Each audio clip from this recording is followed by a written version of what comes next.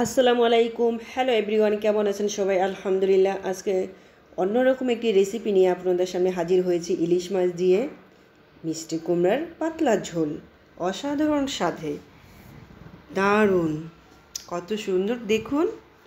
ইলিশ মাছ কেটে ধুয়ে নিয়েছি, পিস পিস করে কেটে নিয়েছি, কয়েক টুকরো মাছ নিয়েছি, ডিমালা ইলিশ মাছ। মিষ্টি কুমড়া কেটে ধুয়ে নিয়েছি, চাকচাক করে কেটে নিয়েছি। মিষ্টি কুমড়াটা অনেক হলুদ আর সবুজ, দারুণ দেখতে, খেতেও নিশ্চয়ই অনেক মজা হবে। ইলিশ মাছগুলো মশলা মেখে নিব। এখন লবণ দিব, হলুদের গুঁড়া, মরিচের গুঁড়া, মশলাগুলো দিয়ে মাছগুলো ভালো করে মেখে নিব। মশলাগুলো যেন মাছের ভিতরে ঢোকে, কিছুক্ষণ রেখে দিব, যেহেতু তরকারি দিয়ে রান্না করব তাই। ফ্রাই প্যানটা গরম হলে সয়াবিন তেল দিব, পেঁয়াজ কুচি, নেড়ে চেড়ে হালকা ভেজে নিব, বেশি ভাজবো না, হালকা ভেজে নিব। পেঁয়াজ ভাজা হয়ে গেছে। কষানোর জন্য একটু পানি দিব, মশলা, লবণ পরিমাণ মতন, হলুদের গুঁড়া, মরিচের গুঁড়া, যে যেমন যে ঝাল খায়, আমি পরিমাণ বললাম না। নেড়ে চেড়ে নিব, নেড়ে চেড়ে মশলাটা ভালো করে কষিয়ে নিব।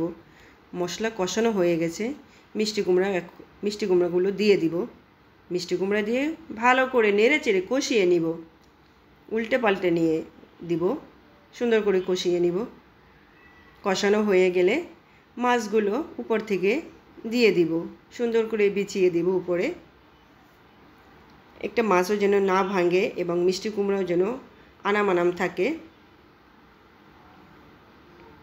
এক হাতে ভিডিও করি তাই আমার ভিডিও অনেক সময় এলোমেলো হয়ে যায়, দুঃখিত। ঝোলের জন্য পানি দিব, বেশি পানি দিব না, যেহেতু মিষ্টি কুমড়া অল্প জালে সেদ্ধ হয়ে যায়, ইলিশ মাছও অল্প জালে সেদ্ধ হয়ে যায়, তাই পরিমাণ মতন পানি দিব।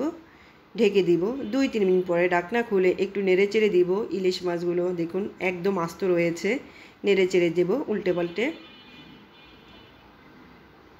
আবারও একটু ঢেকে দিব। 1 থেকে 2 মিনিট পরে ঢাকনা খুলে একটু নেড়ে চেড়ে দিব।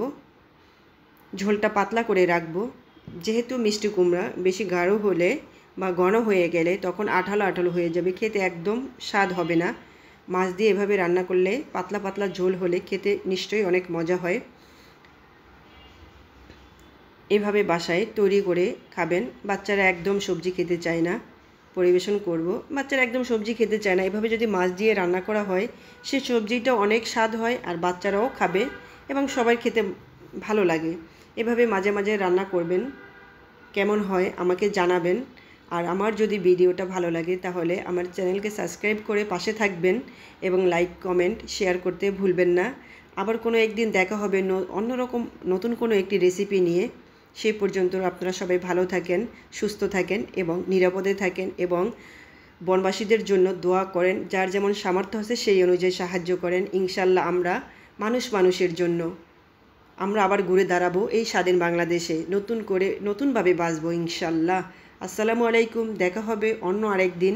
সে পর্যন্ত সবাই ভালো থাকবেন। আল্লাহ হাফেজ।